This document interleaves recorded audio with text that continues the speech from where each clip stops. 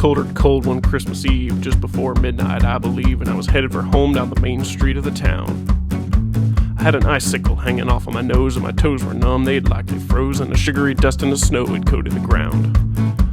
I was passing the pub just there on my right, where it was anything but a silent night. The usual crowd was there, and they were just getting started. They'd gathered as usual to sit at the bar and yell and cuss and spit and play cards, and it'd be well into Christmas morning before they departed. And when I passed an old friend, it was only natural that I should say, just sort of matter-of-factual, Merry Christmas, pard, to you and yours. But little did I know that when that's what I said, right then and there I was as good as dead on account of how close I stood to those old pub doors.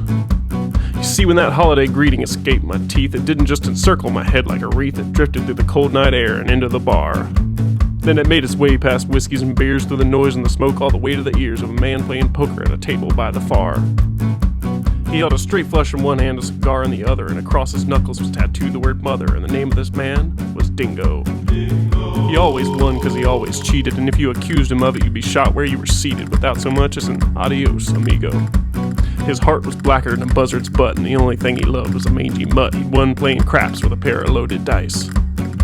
He was rude and crude and lewd and bawdy, evil and mean, and ruthless and naughty. I mean, he was as far from the North Pole as he was from nice. He hated a lot of things, and Christmas was one. He hated goodwill and cheer, and especially fun, and anyone who mentioned peace on earth was dead meat. So when my friendly words reached the spot where he sat, he put out his cigar on somebody's hat, threw down his cards, and rose smoothly to his feet. A hush fell over the pub as he strode for the door, his boot heels ominously shaking the floor, and in no time at all he'd made it outside. Who said that? He growled, staring straight at me, because the other guy had had the sense to flee, and I was all alone in the street with nowhere to hide.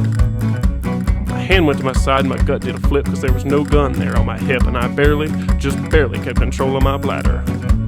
I'd heard that Dingo would shoot an unarmed man with no more compunction than kicking a cannon. In his lifetime had done more of the former than the latter. Before I could even think to run, he'd reached for his holster and pulled his gun, and pointing it right at me, he spoke these words.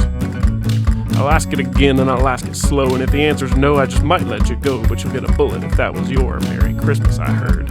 Well, I considered begging, and I considered lying, and I thought about pleading and thought about crying, but somehow none of the above seemed right. It was me that said Merry Christmas, blessed, and darned if I wasn't about to confess it, because I just couldn't deny the truth on a Christmas Eve night. But then something happened I just can't quite explain. Up walked a little girl with a little white cane. She went right up to Dingo and took hold of his arm. Merry Christmas, she said, and I thought she was dead. But then she handed him a flower all pretty and red and smiled up at him with truly innocent charm. And what happened next I can't forget. I noticed Dingo's eyes were just a little bit wet, and I knew it was from that little blind girl's tug on his sleeve. And then a tear rolled down all round and spherical, and I tell you, friends, it was a bona fide miracle, custom made for that cold Christmas Eve. What happened next you can probably guess. I hardly need to tell you the rest, but Dingo lowered his gun and said, on your way. And I'd like to say he never killed no more men, but the truth is I never saw him again, but I think about him at least once a year on Christmas Day.